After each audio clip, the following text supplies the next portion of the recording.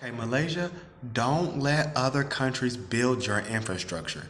Don't let other countries build your roads and bridges.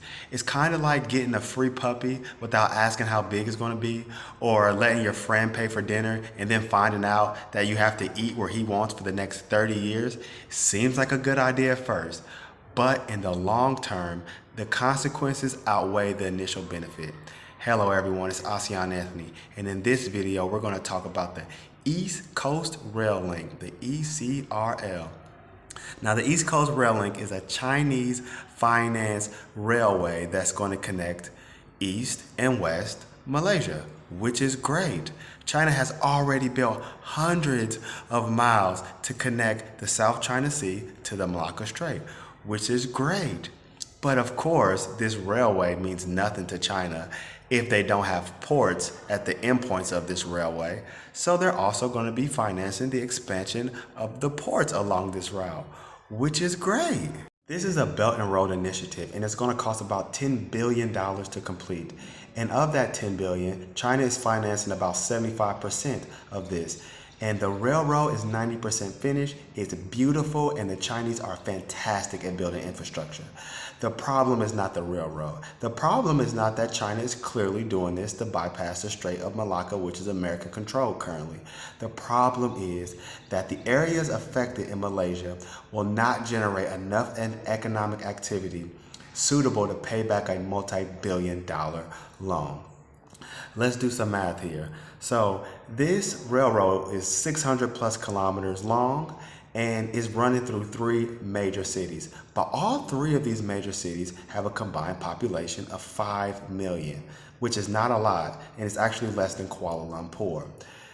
The expected passengers per year is about 5.6 billion. This is about 15,000 per day. This is not really realistic for this area, but even if it was realistic, the fare is estimated to be between $8 and $14 US dollars, and at that rate, that's about $56 to $84 million per year. And if that happens, that means they won't be able to pay the loan back for 130 years. Yes, Malaysia will be on the hook for 130 years, and that's if they don't have to refinance or renegotiate, etc., etc. So they're clearly not going to make their money back on passengers. They're going to try to make their money back on freight. This is a freight first railway. Make no mistake about that.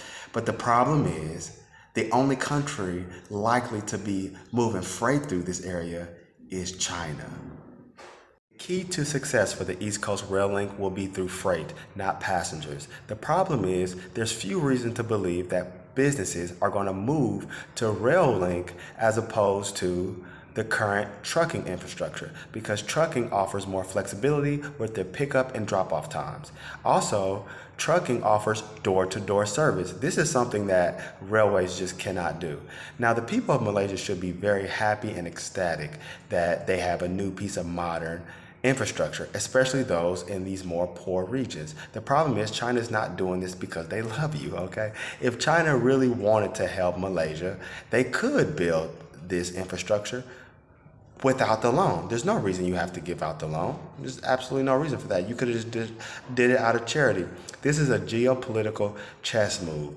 And if Malaysia wants to stay independent, they should be very wary of this. Ask yourself, would China allow Malaysia to build roads and bridges in their country?